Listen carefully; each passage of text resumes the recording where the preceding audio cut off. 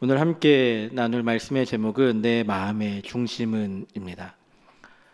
이렇게 제목을 정하고 나면은 그 뒤에 뭐가 나올지 항상 궁금해하는데 왠지 먼저 답이 다 나온 것 같지 않습니까? 네, 먼저 답을 알려드리고 오늘은 설교를 진행하고자 합니다. 내 마음의 중심은 하나님에게 있어야 합니다. 우리 옆에 있는 분들에게 이렇게 인사하겠습니다. 내 마음의 중심은 하나님에게 있습니다. 네, 한 번 더 인사하겠습니다. 당신의 마음의 중심도 하나님에게 있습니다. 영화 300을 보신 적이 있습니까? 네, 영화 300이라고 하면은 예전에 많은 사람들이 울퉁불퉁한 근육질의 몸매들을 본다고 영화를 많이 보았다라고 전해지고 있는데 그 300 영화에 등장하는 왕의 이름이 하나 있습니다. 페르시아의 왕의 이름인 크세르크세스 왕입니다. 영화 300에서는 굉장히 대머리에다가 온몸을 금칠하고 나오고 곳곳에 뭐 피어싱을 하고 나오는데 실제로 그렇게 살아온 왕은 아닙니다. 조금 과장되게 표현되어 있는데요. 이 크세르크세스 왕이 오늘 우리가 읽은 이 에스더의 배경이 되는 왕입니다. 동일 인물로 알려져 있고 당시 아하수에로 왕은 아버지였던 다리우스 왕의 수건을 풀고자 그리스를 아테네를 공략하였다고 합니다.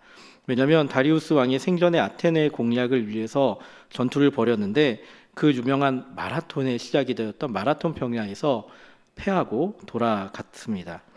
그러다 보니까 이 크세르크세스, 그러니까 우리가 이야기하는 아하수에로 왕에게는 한 가지 수건이 있는 겁니다. 아버지의 복수를 이루리라. 그래서 이 그리스를 아테네를 정복하기 위해서 3년간 치밀하게 전쟁 준비를 마치고 페르시아 대군을 이끌고 그리스 원정에 나가게 됩니다. 그리고 그 그리스 원정의 전쟁 가운데 300 영화의 이야기들이 등장하게 됩니다.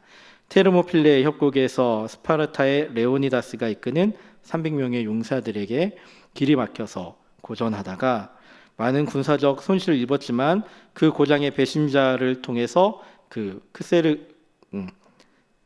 아하수에로 왕이 그 길을 다시금 이겨내고 가게 되고 아테네에 입성하게 됩니다. 그런데 아테네는 전략상 텅 비어 있었고 그리스군이 페르시아군을 살라미스로 유인해서 해전에서 크게 승리를 거두게 됩니다. 이게 세계사에서 3대 해전이라 불리우는 살라미스 해전입니다. 그리고 이 해전에 대한 내용이 302번째 이야기로 등장하게 됩니다. 이 플라타이아 전쟁에서 패배를 끝으로 해서 아하수에로 왕은 원정에서 돌아오게 되고 더 이상 전쟁에 나가지 않게 됩니다. 이 배경을 알고 우리가 에스더서를 읽으면은 조금 더 많은 것들을 보게 됩니다. 에스더서의 1장에서는 아하수에로 왕이 원정을 떠나기 전에 과정을 이야기하고 있고 그 이후에 에스더를 왕으로 뽑은 시기는 그리스 원정에서 패배하고 돌아왔을 때 이야기입니다. 그러니까 1장을 읽다 보면은 그 사이에 약간의 간극이 있고 그 사이에 아하수에로 왕의 그 심경의 변화가 등장하게 된다는 겁니다. 그리고 에스더가 왕후가 되고 난 이후에 오늘 사건이 등장하게 됩니다. 어떠한 사건이냐면 하만이 유다인들을 모두 다 죽이겠다라고 다짐하는 사건입니다. 왜 이러한 사건이 일어나게 됩니까? 그 발단은 하만이 아하수에로 왕에 의해서 높은 자리에 올라갔기 때문입니다. 그 하만에게 모든 신하들이 절하는데 모르드레게가 절하지 않는 데서 그 갈등이 시작되고 있습니다. 왜 그러한 일이 있었습니까? 왜 우리들은 여기에서 하만이 아하수로에 의해서 지위가 높이 올라갔다는 데에 대해서 다시 한번 생각해 볼 필요가 있습니다. 당시 페르시아의 정치 구조를 보면 그저 한 사람의 왕이 모든 것을 결정하는 구조는 아니었습니다. 그 밑에 있는 신하들에게 묻고 그 신하들이 이야기하는 것들을 듣고 그 정책을 결정하였습니다. 우리가 읽지는 않았지만 1장 13절부터 16절 말씀을 함께 읽어보겠습니다. 좀 긴 말씀인데요. 함께 읽어보겠습니다.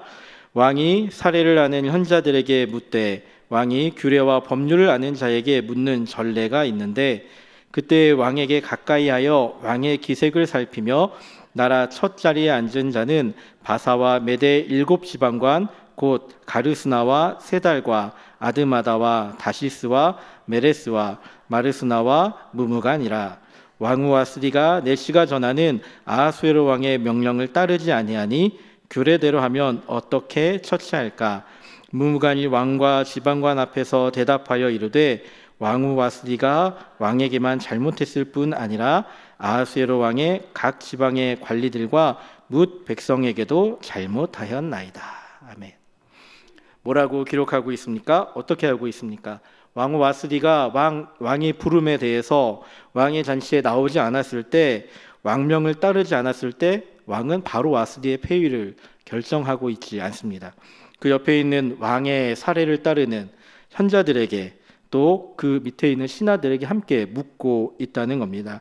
나라 첫 자리에 앉은 자들, 즉 바로 왕의 옆에 있는 사람들에게 조언을 하였고 그 조언을 듣고 국사를 결정하였다는 겁니다. 만약 아하수에로 왕의 성격대로 했다면은 당장 와스디는 폐위되고 그 안에서 큰 분란이 일어났을 겁니다. 그런데 그 이후에 1장 말씀을 읽어보면 왕이 내리는 조서를 통해서 여인들이 남자들을 존경하라라고 하는 조서가 내려지는 것을 보게 됩니다. 그리고 그 이후에 그것을 보고 모든 신하들이 그것을 옳게 여겼다라고 기록되고 있는 것을 보게 됩니다. 그런데 오늘 우리가 읽은 본문은 이렇게 시작합니다. 1절 말씀을 함께 읽어보겠습니다. 그 후에 아하수에로 왕이 아각 사람 함므다다의 아들 하만의 지위를 높여 올라 함께 있는 모든 대신 위에 두니. 자, 무슨 말입니까? 아각 사람 함므다다의 아들 하만의 지위를 높입니다. 다른 대신들보다 더 높이 두었다라고 합니다. 그 이전에 많은 이들에게, 많은 신하들에게 함께 물었던 아하수에로 왕이 이제는 그 과정을 다 없애고 하만에게만 모든 것들을 이야기하고 있다는 겁니다. 즉 하만의 말 한마디면 모든 것을 좌지우지할 수 있게 되는 자리, 그것이 바로 하만의 자리라는 겁니다. 그 이유가 무엇입니까? 그 이전에 우리가 2장 말씀에는 이런 말씀이 등장합니다. 제가 읽어드리겠습니다. 모르드게가 대궐문에 앉았을 때 문을 지키던 왕의 넷이 빅단과 데레스 두 사람이 원한을 품고 아하수에로 왕을 암살하려는 음모를 꾸미는 것을 모르드게가 알고 왕후 에스더에게 알리니 에스더가 모르드게의 이름으로 왕에게 아뢰니라. 이렇게만 보면은 모르드게가 정말 좋은 일을 한 것처럼 보입니다.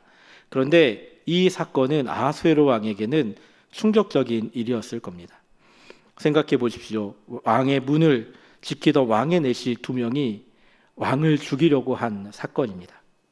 이 사건으로 인해서 왕은 신하들에 대한 신뢰를 잃게 됩니다. 그리고 그 옆에 자신의 옆에 있던 하만을 등용하게 됩니다. 이 하만이 어떻게 해서 그 왕의 옆에 있었는지 성경은 기록하고 있지 않습니다. 하지만 하만에 대한 소개 가운데 이렇게 소개되고 있습니다. 아각 사람이다 라고 소개하고 있습니다. 아각, 어디서 많이 들어본 이름 같지 않으십니까? 네, 아말렉의 왕의 이름입니다. 즉 다른 말로 하면 하만은 아말렉 족속의 왕족의 사람이었다라는 겁니다. 하만이 어떻게 그 자리에 오르게 됐는지는 알 수 없지만 아하수에로가 그를 등용하였다라는 것만은 분명히 등장하고 있고, 그 말은 다른 말로 하면 아하수에로 왕이 옳게 여기는, 아니 다른 말로 하면 아하수에로 왕에게 필요한 것들을 하만이 공급했기 때문이 아닌가라고 의심해 볼 필요가 있습니다.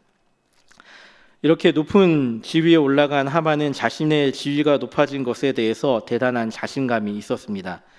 모든 신하들이 하만에게 무릎을 꿇고 절하였습니다. 그런데 모르드게가 절하지 않는 것을 보지 못했다고 성경은 이야기합니다. 무슨 말일까요? 하만은 모든 신하들이 절하고 있는데 모르드게가 절하는 걸 보지 않을 정도로 기세가 등등했다라는 겁니다. 또 그것이 보이지 않을 만큼 그 밑에 있는 신하들을 보고 있는 것이 아니었을 것입니다. 하만은 자신이 있었던 그 지위에 대해서 기세등등하여서 꿇지도 않고 절하지도 않는 그 모르드게를 바라보며, 신하들이 모르드게가 절하지 않았습니다, 그는 유다인입니다 라고 이야기했을 때 비로소 모르드게를 향해서 이를 박박 깔면서 그를 어떻게 할지 고민하고 있다는 것입니다. 우리는 이 하만의 모습 가운데 그 마음이 무엇이 들어있는지 다시금 돌아보아야 합니다. 그 하만의 마음 속에 그 중심에 무엇이 들어가 있는지 우리는 생각해 보아야 합니다. 가장 먼저 하만의 마음 속에는 자신의 지위에 대한 자부심이 들어 있었습니다. 왕 다음에 바로 하만입니다. 당시 페르시아 제국 하면은 주변의 국가들이 벌벌 떨던 나라였습니다. 모든 신하들이 자기 앞에 절하고 있습니다. 어찌 보면 오늘날로 말했을 때 그 누구도 범접하지 못할 만한 엄청난 권력을 갖게 된 것입니다. 왕이 신이라고 여겨지던 그 시대에 왕 밑에 신하가 거의 신에 필적할 만한 권력을 가지고 행하고 있었다는 겁니다. 나에게 다른 신하들을 모두 꿇고 절해야 된다라는 생각으로 자신의 지위에 대해서 굉장히 큰 자부심이 있었고 굉장히 큰 자랑거리로 여겼습니다. 그리고 다른 사람들을 보지 못했습니다. 무슨 말입니까? 나 자신이 가진 지위에 대해서 생각하고 그것이 내 마음의 중심 가운데 있었다는 것입니다.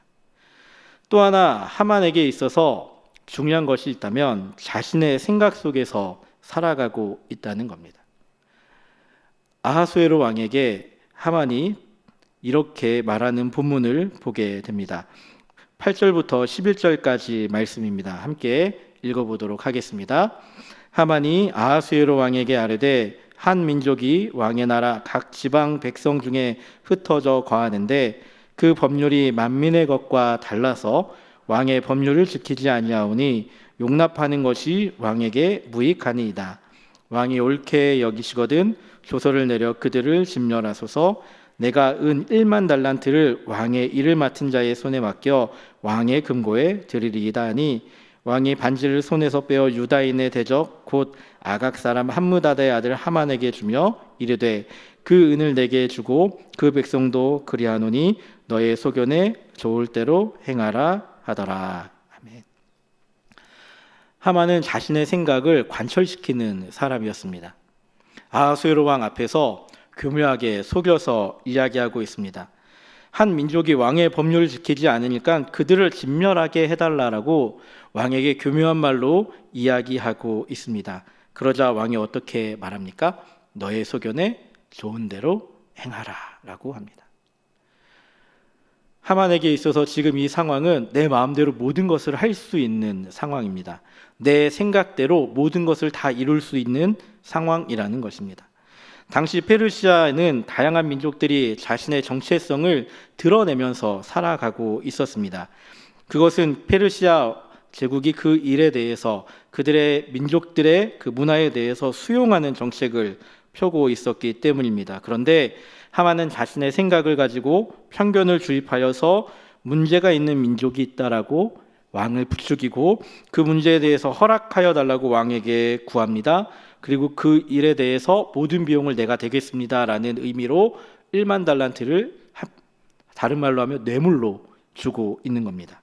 그리고 왕은 거기에 대해서 필요 없어 하면서 거칠게 인사를 하지만 결국은 그것을 수납하고 맙니다. 자, 이전에 다른 신하들의 말을 들었던 아하수에로 왕이 이제는 하만의 말만 듣고 있는 겁니다. 이런 상황에서는 하만은 모든 것이 다 내 생각대로 된다라고 생각하고 있었다는 겁니다. 하만이 생각하는 대로 모든 것이 이루어지고 있습니다. 우리는 여기에서 하만의 마음에 그 중심에 무엇이 있는 걸 보게 됩니까? 이 두 가지 일들을 바라볼 때 그 중심에는 나 자신이 있다라는 겁니다. 내가 가진 권력, 내가 가진 지위, 내가 생각하는 것, 그 모든 것들은 바로 내가 원하는 대로 행하는 것, 그것이 바로 하만의 모습입니다. 그리고 그 하만의 모습을 바라볼 때 우리들은 나도 저렇게 살아가고 있지는 않은가 돌아보아야 합니다. 내 마음의 중심에 내가 들어서서 내 중심대로 내가 생각하는 대로 행하고 있지는 않은지 돌아보아야 합니다. 내가 생각하는 대로 모든 것이 이루어지고 내가 가지고 있는 지위에서 모든 일들이 복종해야 한다. 그것이 지금 우리들이 가지고 있는 생각은 아닌지 돌아보아야 합니다. 생각해 보십시오. 회사에서 내가 중심으로 모든 것을 판단하고 있지는 않습니까? 부모로서 자녀에게 우리들의 우리들은 남의 상황을 돌아보지 않고 나의 생각이 우선이 되어서 나의 자녀의 일들을 생각하고 있지는 않습니까? 자녀들이 무엇을 원하는지 들어보지 않고 자녀들이 어떤 상황에 있는지 듣지 않고 내 중심대로 내가 가진 요구를 말하고 있지는 않습니까? 신앙생활도 어느 순간 내 중심대로 돌아가고 있지는 않습니까? 내가 하고 싶은 대로, 내가 편한 대로, 내가 바라는 방향대로 신앙생활을 하고 있지 않은지 돌아보아야 합니다. 내 생각이 우선되어지고 있지 않은지 돌아보아야 합니다. 우리 아이들을 대해서 생각해 보십시오. 내가 바라는 학교, 내가 생각하는 성적, 내가 생각하는 직업을 가져야 한다라고 우리 아이들에게 강요하고 그들을 바라보고 있지는 않습니까? 어찌 보면 이러한 생각들이 바로 지금 우리의 모습입니다. 내가 중심이 되어서 나 중심의 사고방식을 가진 우리들의 삶의 모습이 이러한 모습으로 등장하고 있지는 않습니까? 그렇다면 우리들은 어떠한 삶을 살아야 합니까? 처음에 서두에 답을 말씀드렸습니다. 우리의 중심은 하나님이 되어야 합니다. 우리는 그 답에 대해서 분명히 알고 있고 그 답에 대해서 그저 제목만 들어도 그래 이렇게 살아야지라고 말을 하곤 합니다.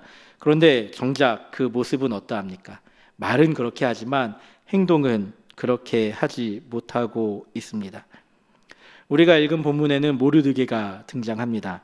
이 모르드게는 페르시아의 관원이었고 그에게 있어서 왕에게 절하는 것은 그렇게 어려운 일은 아니었습니다. 이스라엘 백성들에게 있어서 율법상에 그 앞에 있는 왕에게 절하는 것 가지고 벌하는 율법은 없습니다. 그들의 율법에 있어서 어긋나는 것이 아니었습니다. 그런데 왜 하만에게 절하지 않았습니까? 왜 무릎 꿇지 않았습니까? 그 이유에 대해서 모르드게는 나는 유다인입니다 라고 답하고 있습니다. 유다인은 어떠한 민족들입니까? 하나님을 중심에 두고 살아간 민족입니다. 비록 페르시아에 있어서 많은 것들이 희석되었고 많은 것들이 변했을지도 모릅니다. 하지만 그 가운데 모르드게는 나는 유다인입니다 라는 것에서 그들의 정체성, 그들의 마음의 중심이 어디에 있는지 표현하고 있습니다. 바로 하나님을 섬기는 사람이다, 하나님을 믿는 사람이다 라는 것입니다. 그 가운데 그는 행동으로, 절하지 않는 행동으로 그것을 보여주고 있습니다. 옆에 있는 사람들의 말에 흔들리지 않습니다. 옆에 있는 주변 사람들의 그 모습에 흔들리지 않습니다. 오직 자신의 중심에 있는 하나님의 그것을 하나님을 중심에 두고 살아가고 있다는 것입니다. 그렇다면 그 모습 가운데 우리들은 어떻게 살아가야 하는지 다시금 돌아보게 됩니다. 이전까지 내 중심으로 돌아가던 신앙생활과 사회생활이었다면 오늘날 우리들의 삶은 하나님 중심의 삶으로 변해야 합니다. 내 마음의 중심이 내가 아니라 하나님이 되어야 합니다. 내가 생각하면서 내 편한 대로 신앙생활 하던 것에 대해서 하나님이 바라시는 대로 신앙생활이 바뀌어져야 합니다. 그리고 그것이 무엇인지 고민해야 됩니다. 내가 편한 대로 신앙생활 한다는 것은 다른 말로 하면 종교생활하는 것과 별로 다를 것이 없습니다. 내가 편할 때 교회 오고, 내가 편할 때 교회 오고, 내가 급할 때만 교회 오고, 무엇이 틀리단 말입니까? 단적인 예로 예배에 대해서 생각해 보십시오. 예배에 나올 때 우리들은 어떻게 나옵니까? 종교생활이라고 이야기할 때 우리들은 예수님을 믿지 않는 이들을 향해서 이야기하기도 합니다. 그저 썬데이 크리스찬을 향해서 종교생활하는 것이 아니냐라고 말하기도 합니다. 그 이유는 무엇입니까? 내 마음대로 예배에 나가기 때문입니다. 내가 가고 싶을 때, 오늘은 좀 피곤하니까 쉬어볼까? 오늘은 조금 힘든데 오후 예배 가지 말까? 오늘은 조금 힘든데 집에서 그냥 푹 잘까? 오늘 프로야구 결승전을 하니까 그거 보러 가야 돼 하고 예배를 빠지고 나아가고 있지는 않습니까? 다음 세대 아이들 같은 경우는 어떠합니까? 오늘 예배에 가야 하는데 시험 기간이야. 그럼 어떻게 선택합니까? 학원에 가는 선택을 하지 않습니까? 오늘 방학해서 여행 가야 돼서 교회 못 갈 것 같습니다 라고 말하고 있지는 않습니까? 그러한 모습들을 바라보면 그 모습들이 어찌 보면 내가 중심이 되어져 살아가는 모습입니다. 수련회 가 있는데 여행 가야 해서 못 가고, 학원 가야 해서 못 가고, 아무런 일이 없으면 갈게요. 이제 앞으로 한 달 후면 일어날 우리 교사들이 고민하면서 어떻게 대응해야 할까라고 고민하는 일들이 우리들의 주변에서 지금도 일어나고 있다는 겁니다. 이런 내가 중심이 되어지는 삶에는요, 한 가지가 결여되어져 있습니다. 그것은 포기가 결여되어져 있습니다. 내가 희생해야 되는 것이 있는데 그 희생해야 되는 것에 대해서 포기하지 못합니다. 내가 원하는 것들을 이루려고 그것들을 붙잡고 살아갑니다. 하지만 하나님 중심의 삶에는 포기함이 있어야 합니다.